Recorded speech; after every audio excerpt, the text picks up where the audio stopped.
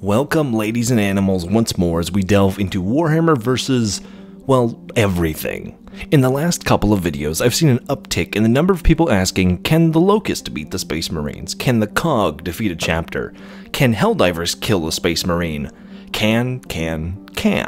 And I get the comparison. But for the most part, regular sci-fi universes don't hold a candle to the 80s album cover that is Warhammer 40k. Destiny's Guardians, Hive, and Vex are all a bit different, as Guardians are god-killing space wizards that chew up revolvers like Lucky Charms. The Hive are effectively a mortal version of Chaos, and like many of the Warhammer enemies, the Vex literally cannot be defeated. They are simply the end result of the timeline, as unstoppable as the tide. But the Cog, they're just a semi-advanced civilization with planet-scaled weapons. They built the Hammer of Dawn because it's so impossible to defend against. It's said within the Warhammer universe that you send one Space Marine to take a city, you send a squad to take a country, and you send a legion to take a culture. Oh my god. Gears of War could not stand up against that. But let's run through them anyways. What happens if the Helldivers were plopped in the Warhammerverse, or the Cog, or Frake Horrigan, or V, or Titans, or even Doomguy? Let's find out. Unlike before, where we run through two factions and play them out, we're going to be using exclusively the Space Marines. If you want to know more context about them, watch the past videos we've done on the Imperium versus the Destinyverse. For these battles, we're going to find out the person's power and put them up against an equal number of Marines. So without further ado, let's go. Space Marines are pretty incredible and over the top, much on purpose of the Warhammer universe. For bonus points, let's throw the Cog and the Locust at them, each of them trying to take them on. The first big thing is that neither the Cog nor the Locust have space capabilities. This is one of the main things that made the Helldivers more dangerous than they should have been in the Cog v Divers video from before. Now against Marines, the Cog and Locust could just be exterminatus-id. But they wouldn't even need to do that. Comparing the Cog to the Guardsman, where a single gear might be 1-to-1 with the Guard, they still don't match up greatly. Yes, Sarah has a long and deep-rooted culture of warfare, but their kit is just way far behind anything in the Imperium of Man. If it takes 100 Guardsmen to challenge a Marine, it'd take around 150 gears to do the same. Let's borrow that count from before. With some 4 million gears total, if they were invaded tomorrow, and were exceedingly lucky, they could defeat roughly 26,000 Space Marines. Not bad, but that's one after the other. If Marines stood in a single file line and marched into Sarah like the Foot Clan. I mean, come on! How do you guys expect to beat me? Good answer! Good answer! But that's not how Space Marines operate. Would the gears be able to kill some Marines? Absolutely. The Hammer of Dawn, if not taken down, could vaporize multiple Marines. Light mass missiles could easily clear out a squadron. But in all-out warfare, the overwhelming armor and weapons of the Astartes would put the Coalition in the ground. Now, what about the Locust? They are tougher, but not nearly as organized. Most Locusts go down just as, if not easier than mankind. Wretches, drones, and tickers would be fodder for Marines. Now, larger units such as the Berserkers, Scourge, Rom, Brumax, Corpsers, and more could be taking them down.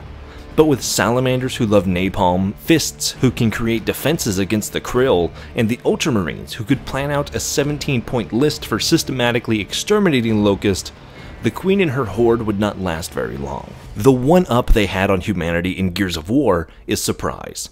E-holes, Emergence Day, the Locust use ambush tactics to surprise and hit enemies from all sides. And while there's no doubt a unit like Scourge could probably take out a handful of Marines single-handedly, a couple of bolter rounds would also just put him down.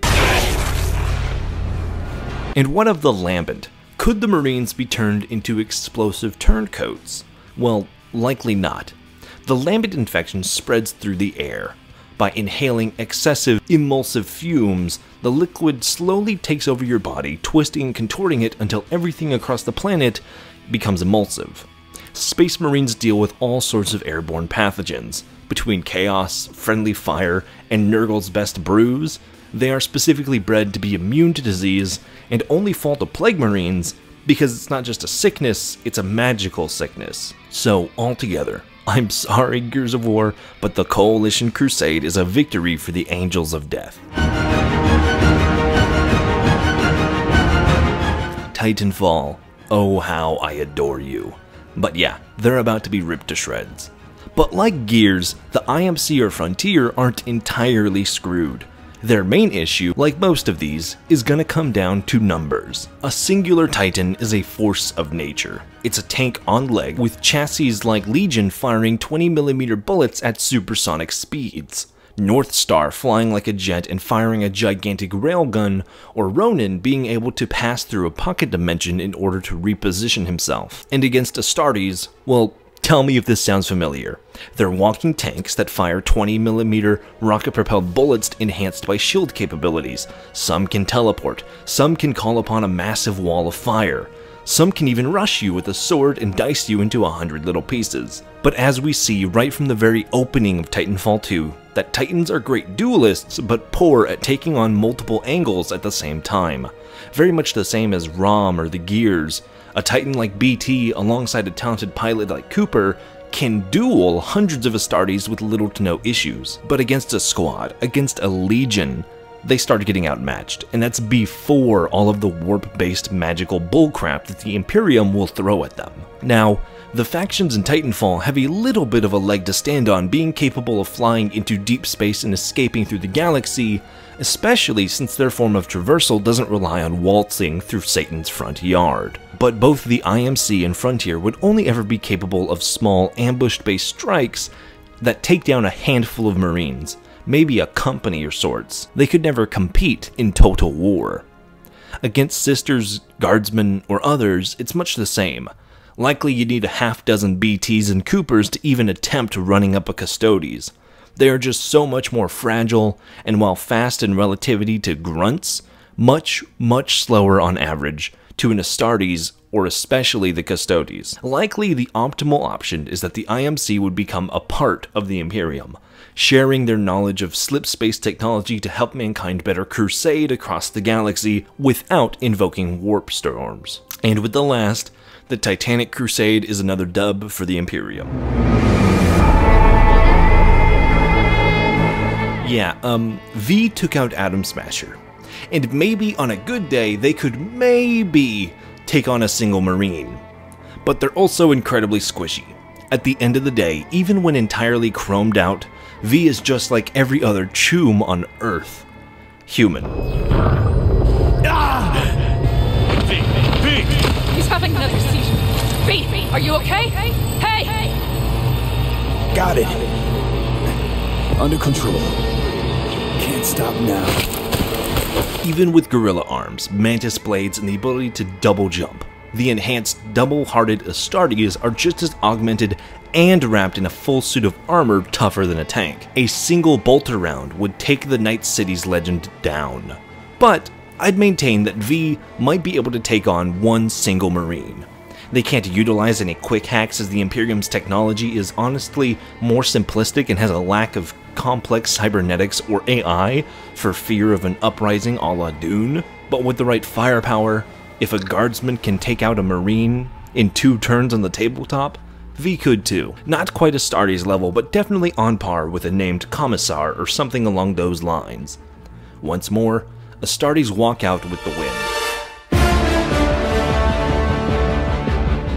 Helldivers would be an interesting thorn in the Imperium side. While on the ground, divers are outmatched by guardsmen. But in the sky, they have the slightest little advantage. Black holes. Although whether or not they could ever pull off the transformation in any meaningful way is going to be the bigger issue here. See, Meridia was collapsed in on itself to cull a terminated super colony, but it took a week's worth of black fluid injections, while Exterminatus can be done from orbit. They have the same advantage as the Titanfall factions, where destroyers can cross the galaxy in seconds without needing to use the warp.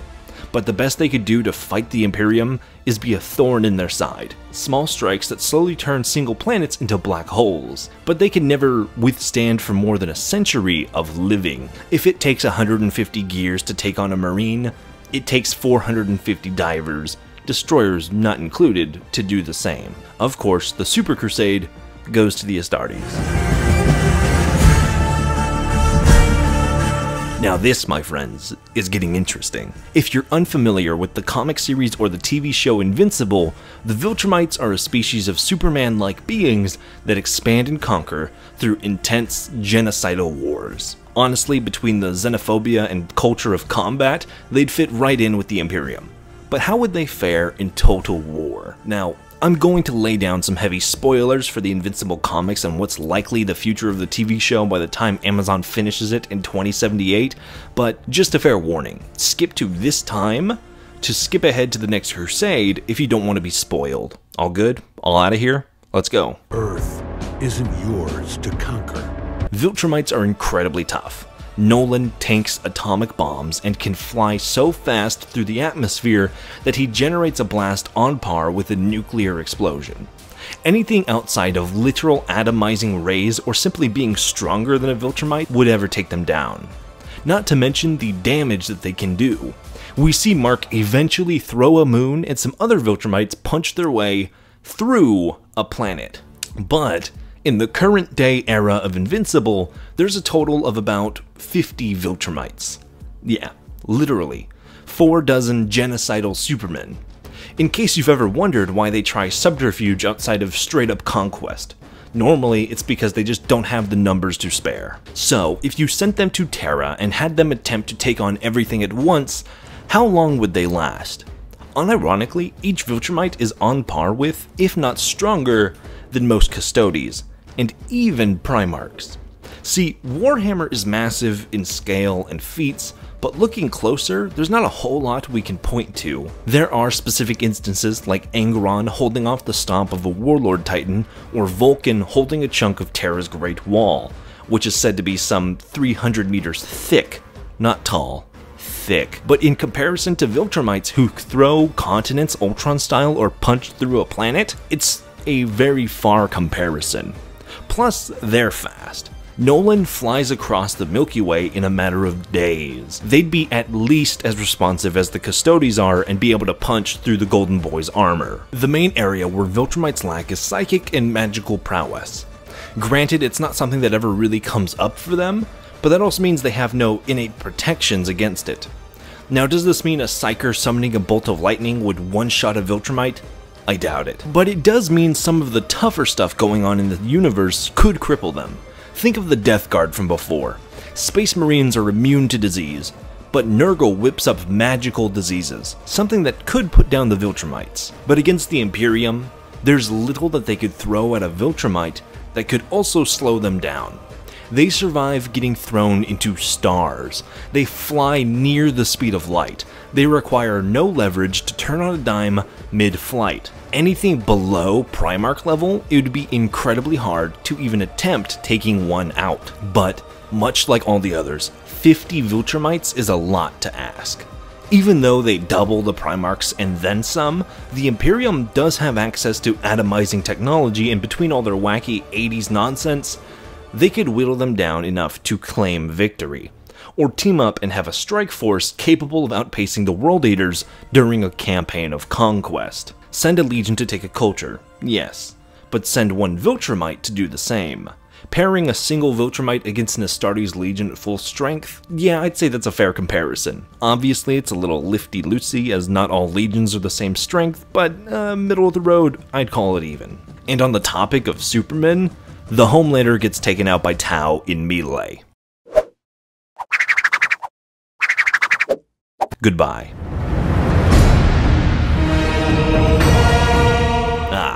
Kratos, the god of war, a man who eliminated dozens of literal gods and went on to whip a half-dozen more, who flipped the 9 realms with the strength of his glutes and who took down a titan capable of holding up creation. As we see him in the end of Ragnarok, a god who is unburdened by his past and fully realized to wage war in the far future. As far as we are aware, The gods from the realms in God of War are immortal to everything but other immortals and gods, or weapons imbued by the power of the gods. Meaning that unless he's fighting something akin to Horus, emboldened by the Chaos Gods, or the Emperor in golden-clad armor, Kratos is not going to go down and stay down. We were just talking about the crazy scaling of Viltrumites and how they compared to Primarchs like Vulcan, but Kratos is a different beast.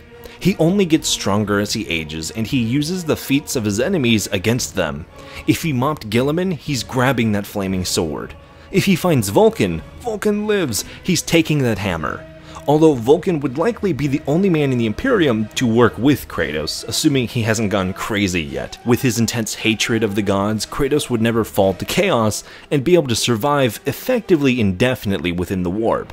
And it would be the first time he's gone to the underworld. Or the second, or the third, I think. But aside from Primarchs and very few Custodes who are imbued by the powers of the Emperor himself, Kratos is going to body each and every Space Marine he comes across.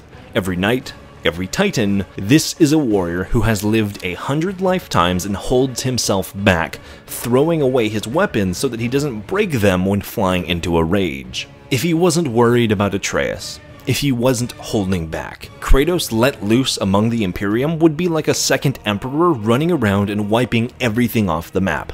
For context, our big guy was able to manipulate 100,000 Marines, including their Primarch, into kneeling before him, and not just any legion either, the Word-Bearers who specifically hated him with a vigorous passion. He did all that without breaking a sweat. So maybe Kratos could only ever be stopped by the Emperor if he were still around in 40k. This one depends on the writer, and since I'm writing the video, Kratos solos, obviously.